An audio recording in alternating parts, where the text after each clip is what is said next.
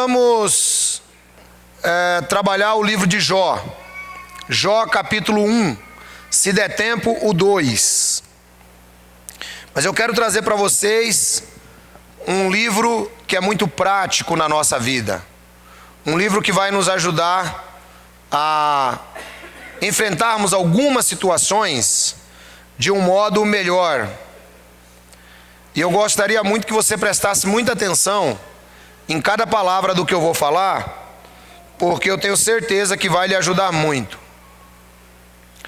Vamos, como sempre, texto a texto. Jó capítulo 1, eu estou lendo na NVI. Se você não tem aí ou quer acompanhar por igual, acompanha na tela. Na terra de Uz, vivia um homem chamado Jó. Era homem íntegro e justo. Temia a Deus e evitava o mal. Deixa eu só dar um fundo histórico para você entender melhor essa história. Bom, em primeiro lugar, o livro de Jó é o primeiro livro da Bíblia a ser escrito. O escritor desse livro é Moisés. É engraçado, né? Porque ele está separado de todos os escritos de Moisés. Mas foi Moisés o escritor do livro. Provavelmente, Moisés, ele tem conhecimento da história de Jó, ou conheceu pessoalmente a Jó, durante o período que ele estava cuidando das ovelhas de Jetro, nas regiões de Midian. Então ele passa a trazer para nós a história desse homem que enfrentou diversas provações. O nome Jó, embora seja apenas de 2 letras, o nome Jó significa perseguido ou odiado. Alguém já conheceu alguém aqui com o nome de Jó? Eu conheci o Jó, filho do irmão Lopes. Era TJ ele. Mas aquele lá, foi difícil a vida dele, hein? Fez jus ao nome, mas porque quis. Aí, irmãos, Jó, perseguido ou odiado. E Moisés começa dizendo que tinha esse homem na terra de Uz. E esse homem tinha boas qualidades. Ele tinha boas qualidades. Veja aí na Bíblia. Nós destacamos no versículo 1 que ele era um homem íntegro. Jó era um homem íntegro. Jó era um homem justo. Temia a Deus e desviava-se do mal. O tipo do crente ideal era o Jó. Esse era o tipo do crente ideal. Homem íntegro, justo, temia a Deus e se desviava do mal. Irmãos, eu fico analisando, quando nós olhamos essa descrição de Jó, e nós olhamos hoje o mundo em que nós vivemos. Olhamos o mundo em que nós vivemos. Olhamos o nosso próprio círculo de amigos. Será que nós conseguimos pensar nessas qualidades de Jó? Uma pessoa íntegra. Lembrando, irmãos, que não tinha lei mosaica. Não tinha lei mosaica. Jó não era israelita. Jó era um homem gentil que vivia em uma região distante. Sabe o que eu estou querendo te mostrar nessa primeira fase? Que é possível, irmãos, é possível Deus olhar para você. No teu coração, Deus lê que você é uma pessoa íntegra, que você é uma pessoa justa e que você evita o mal. Talvez você diga: puxa, ancião, mas nós temos tantos erros, temos tantos pecados. Temos, irmãos, temos. Mas como é o teu coração para com Deus? Como é o teu coração para com Deus? Era o caso de Jó. Não é que Jó não falhasse. Ele falhava. Mas assim como Davi, que a Bíblia diz que era um homem segundo o coração de Deus, mesmo diante de tamanhas atrocidades cometidas por Davi, que não foram poucas, a Bíblia diz que Davi era um homem segundo o coração de Deus. Porque Deus, ele olha de uma maneira diferente. E o Jó é retratado exatamente assim. Quem conheceu um pouquinho quem era o Jó aí? Dá um amém. Amém. Jó era íntegro. Jó era justo. E Jó era temente a Deus. Esse era o Jó. Talvez nós conhecêssemos Jó pessoalmente, nós iríamos gostar de ser amigos de Jó. E aí o texto continua. Tinha ele 7 filhas, 7 filhos e 3 filhas. Família grande, família do tempo patriarcal. Possuía 7.000 ovelhas, 3.000 camelos, 500 parelhas de boi e 500 jumentos. E tinha muita gente a seu serviço. Era o homem mais rico do Oriente. Irmãos, nós conseguimos descobrir uma outra situação na vida de Jó. Jó era... Não entendi. Rico. Jó era riquíssimo. Então imagina. O Jó tinha todas as qualidades que normalmente um rico do nosso tempo não tem. Concorda? Ele era justo, íntegro, temia a Deus, se desviava do mal e era um homem rico. Era o mais rico do Oriente. Talvez quando nós falamos em pessoas ricas, qual é a ideia que nos faz? Pessoas completamente distantes, pessoas arrogantes, pessoas que têm a sua confiança no dinheiro. Jó não. Jó tinha dinheiro, mas ele temia a Deus. Irmãos, essa é uma das maiores qualidades que o homem pode ter: ser temente a Deus. Ser temente a Deus não significa ter medo de Deus. Não significa ter medo de Deus. Vou dar um exemplo. Imagine que você está com um problema na sua habilitação. Perdeu 20 pontos. Algum dos irmãos aqui já perdeu 20 pontos? Não? Alguém já perdeu aí? Não? Perdeu também já? Não. A gente perde, né, irmão? De vez em quando, né? Já perdeu, varão? Não? Aí, irmão, funciona assim, né?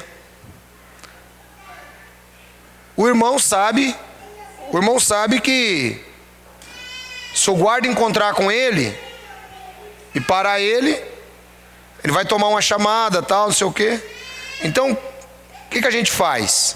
Você vê o guarda, você fica com medo do guarda, não é? Com medo. Você está com gente que já perdeu a carta também, varão, que você está rindo muito. É, você mesmo. É, varão. Você está com gente que já perdeu a carta também. Aí, irmão, você fica com medo do guarda, não é? Agora, quando você está todo regular e o guarda está lá e ele manda você encostar, você não tem medo dele, mas você é temente à autoridade no seguinte sentido: eu devo encostar para uma revista, certo?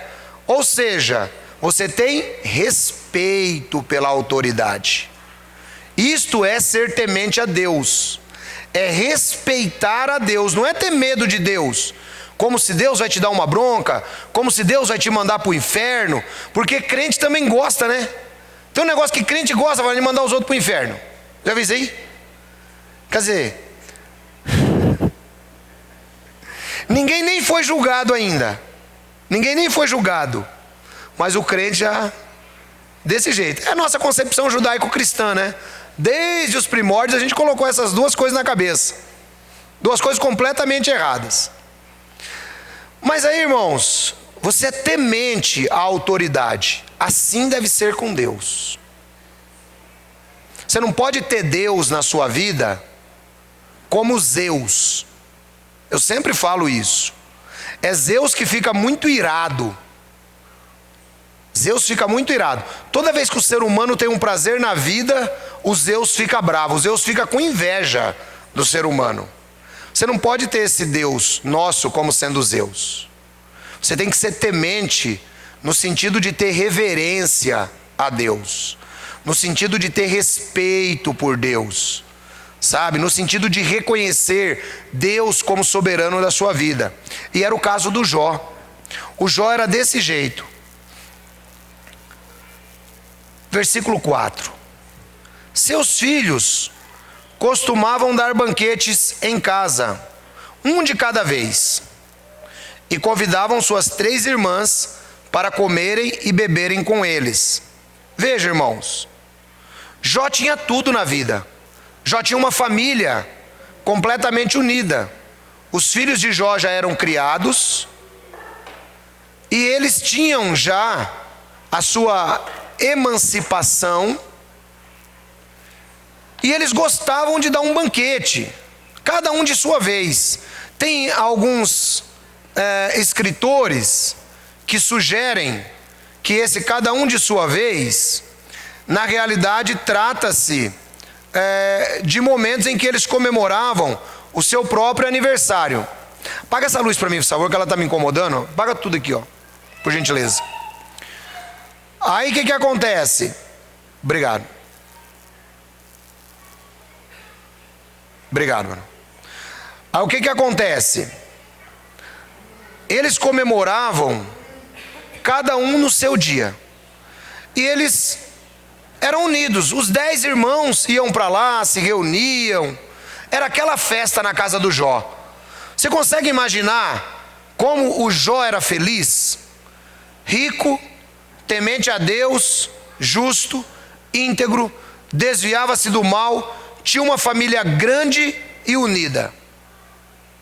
Talvez é o ideal de qualquer mortal, o que Jó tinha. Versículo 5. Terminando um período de banquetes, Jó mandava chamá-los e fazia com que se purificassem. De madrugada, ele oferecia um holocausto em favor de cada um deles, pois pensava: talvez os meus filhos tenham lá no íntimo pecado e amaldiçoado a Deus. Essa era a prática constante de Jó. Irmãos, olha que homem que agradava a Deus. Os filhos dele estavam se divertindo no banquete, comiam, bebiam, namoravam. E aí o Jó, em casa, o Jó fazia um sacrifício por cada um deles. O Jó era um sacerdote patriarcal. Mas o interessante nisso era o temor de Jó que os filhos tivessem, conforme ele diz aqui, amaldiçoado a Deus. Sabe por quê, irmãos? Uma das coisas que pode nos fazer facilmente amaldiçoar a Deus é a independência de Deus. É a pessoa achar que não precisa de Deus. Você sabia que os países ricos, como por exemplo Dinamarca, Suíça, Finlândia, Suécia, são os países mais ricos do mundo? Você sabia que nesses países o número de ateus é muito grande? Sabia disso? O número de ateus é muito grande. São pessoas que amaldiçoam a Deus. Por quê? Porque eles, na cabeça deles, eles não precisam de Deus, porque eles têm muito dinheiro. Você sabia que, ao contrário, na África, o número de crentes e de pessoas ligadas à religião tem crescido de modo espantoso. Por quê? Porque é muito pobre. Então as pessoas buscam a necessidade de Deus. O Jó, ele está diante dessa situação. Eu não quero que meus filhos, eles se esqueçam de Deus. Então, irmãos, vai aqui esse exemplo. Cuidado para você não se esquecer de Deus diante das situações que você enfrenta, principalmente quando elas são boas. Irmão, tem umas coisas que Deus, ele olha assim. Deus, ele olha e é aí que ele vê o temor da pessoa. Sabe, eu faço como disse o apóstolo Paulo, que eu quero contar um exemplo para vocês. O apóstolo Paulo, irmãos, ele disse assim: olha, Cristo veio para salvar os pecadores, dos quais eu sou o pior. Ou seja, todos nós somos pecadores, todos nós erramos, como Jó era, como os filhos de Jó também eram, todos nós éramos. Mas, irmão, sabe o que Deus lê no seu coração? É a reverência e o temor que você tem dele. Eu vou contar um exemplo. Isso pode ser uma coisa boba, irmãos. Isso pode ser uma coisa boba. Mas é aí que eu digo que é você buscar ter relacionamento com Deus e agradecer a Deus. Todas as noites eu levanto de madrugada. Alguém sabe por que me levanto como todo bom crente? Errou, varão. Eu coloquei o todo bom crente para poder enfeitar essa frase. Exatamente porque era para sugerir vocês dizer orar. Não, eu levanto para ir beber água. E para ir no banheiro, porque eu já oro antes, varão. Porque tem uns crentes também que falam que Deus ouve mais de madrugada. Sabia disso aí, varão? Você sabe por que Deus ouve mais de madrugada? Como crente é bicho besta, né, mãe? Meu Pai eterno. Eles falam que é porque está todo mundo dormindo, e aí as linhas de comunicação com Deus estão mais livres de madrugada. Ô, irmão, pelo amor de Deus. Quem já passou dessa fase aí, dá um amém, pelo amor de Deus. Amém. Isso aí não existe, irmão. A Bíblia chama Deus de ouvinte de oração. Mas vamos lá. Então, irmão, eu levanto toda noite. É assim.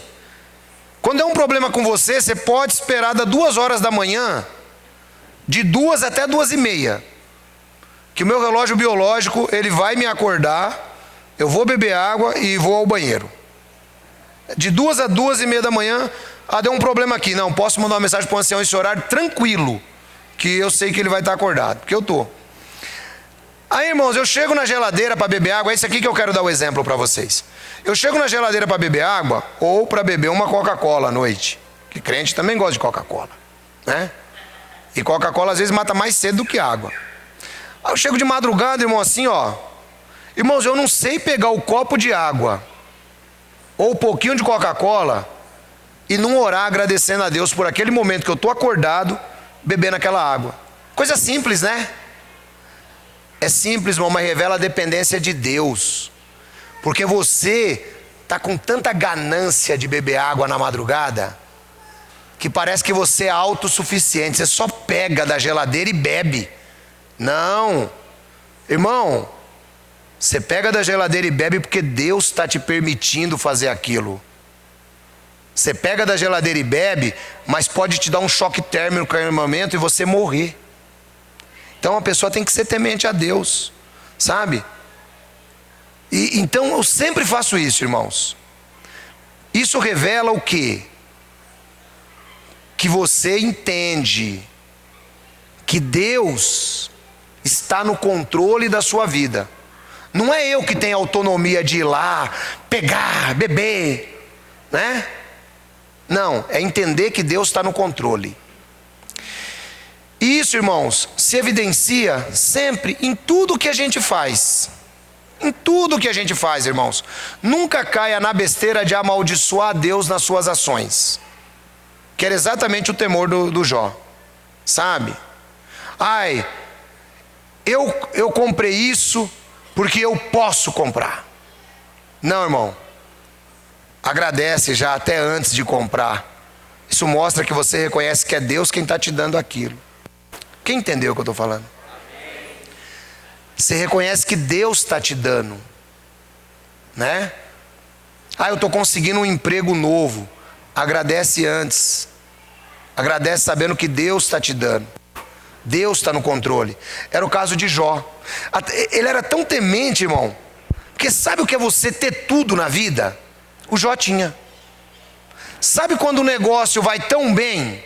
Eu não sei se já teve alguém aqui que o negócio estava tão bem que dá medo. Já teve alguém aqui nessa fase na vida? Vamos ver, já teve alguém aí? Levanta a mão aí. Vamos ver. O negócio está tão bem que você fica com medo. Você fala, rapaz, mas está dando tudo certo. Irmão, o Jó era desse jeito. Dava tão certo que ele falava assim, cara, isso aqui não é nada meu, tem que agradecer a Deus. Aí ele fazia um sacrifício pelos filhos. Esse era o Jó. Quem entendeu o exemplo de Jó aí, irmão? Dá um amém. Amém. Você não acha que é prático você entender um pouquinho mais como agradecer a Deus na sua vida? Cuidado, irmãos. Amaldiçoar a Deus significa você achar que você não precisa dele. Significa você achar que você é mais você. Significa você achar que você tem poder e controle sobre a sua vida. E não tem, irmão. É Deus.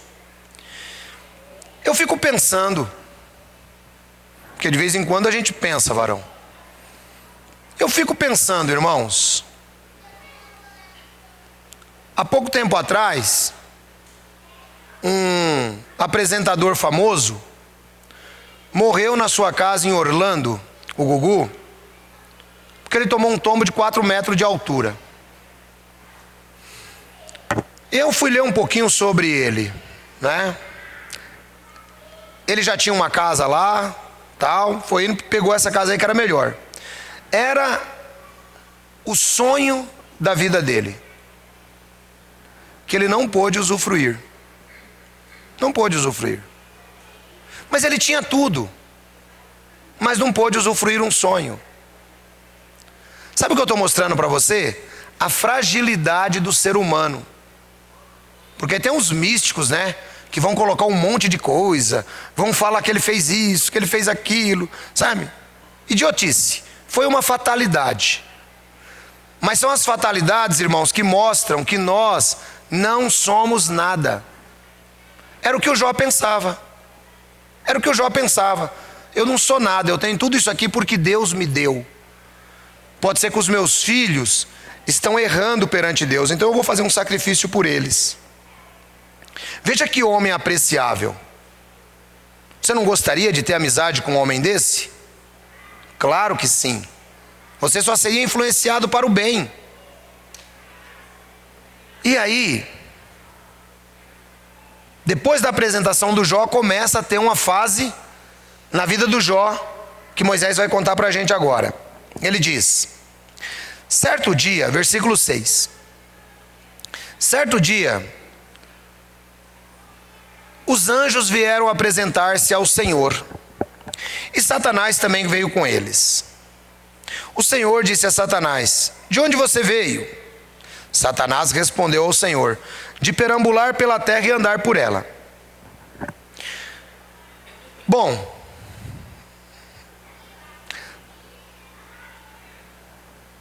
Deus, no céu, também tem as suas reuniões de adoração. O que nós temos aqui na terra, irmãos, é uma representação do que Deus tem no céu, tá? Deus também tem as suas reuniões de adoração. Todos os anjos vivem para adorar a Jeová. E os anjos estavam lá adorando. Mas, diz a Bíblia que Satanás veio e entrou também lá na presença. Bom, claro que Deus nunca é pego de surpresa, porque Deus é onisciente, Deus é onipresente, Deus é onipotente. Deus não é pego de surpresa e Deus sabia por onde Satanás andava. Mas aquilo era simplesmente para poder puxar a resposta de Satanás. E ele fala, de onde você vem? Aliás, varão, uma vez eu fui numa igreja, eu até dei risada na hora que eu não tinha entendido, depois eu fui entender. Porque o pastor falou que não gostava muito de pregador itinerante. Porque ele lembrava o pai de todos os itinerantes, o primeiro que ficava andando pela terra e perambulando por ela,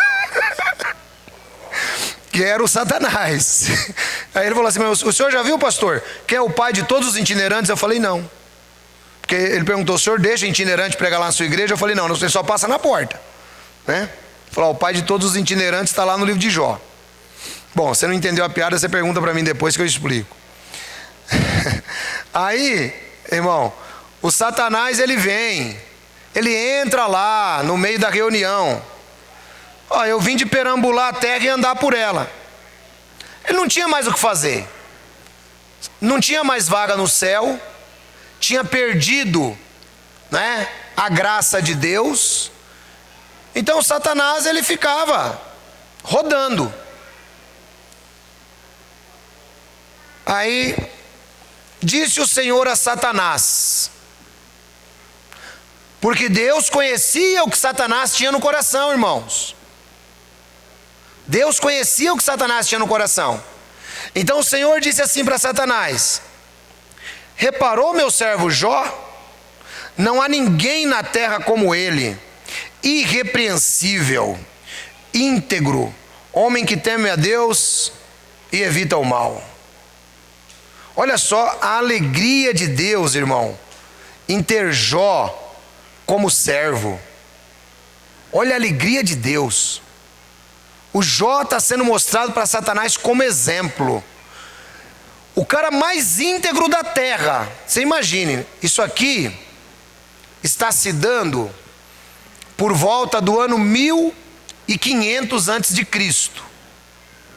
1500 antes de Cristo. Tá? Que é quando o Pentateuco foi escrito.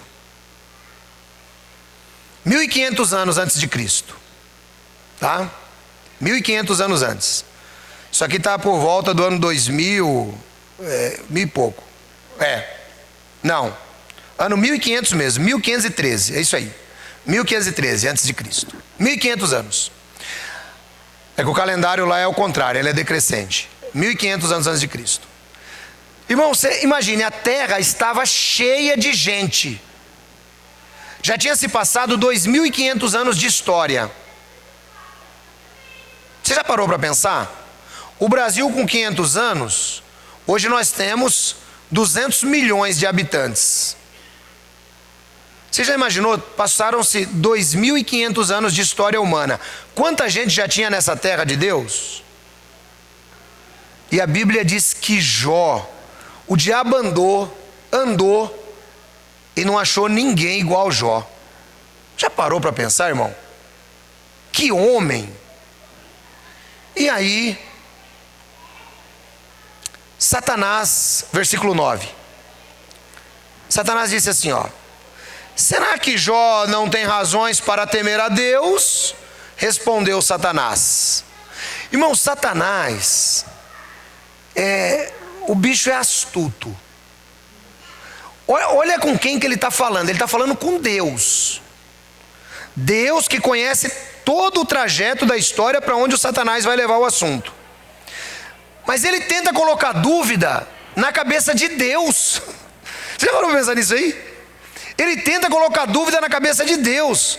Espera aí, será que o Jó não tem razões para temer a Deus?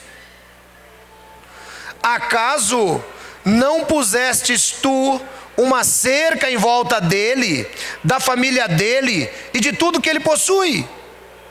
Tu tens abençoado tudo que ele faz, de modo que todos os seus rebanhos estão espalhados por toda a terra. Irmão, olha só o que Satanás fala para Deus. Tá bom, você está aí falando do Jó, o Jó é bonzinho, o Jó é isso, o Jó é aquilo. Então tá, então tira tudo que você deu para ele. Vamos ver, você deu tudo para ele. Tipo assim, te servir desse jeito, até eu sirvo. Essa é a fala do diabo. Só que ele esqueceu que ele estava no céu, e a Bíblia diz, no livro de Ezequiel, capítulo 28, versículo de 13 até o 15, que ele era o querubim ungido. Disse que ele era o mais lindo. Satanás foi o primeiro anjo criado por Deus. Você imagina? Então imagina como esse anjo era lindo. Ele tinha tudo. Agora ele está invejando um ser humano. Ele está invejando o Jó. Claro que o Jó vai ser íntegro. Claro que o Jó vai ser. Ele tem medo de perder tudo. Versículo 11. O diabo diz assim para Deus: mas estende a tua mão e fere tudo que ele tem, e com certeza ele te amaldiçoará na tua face.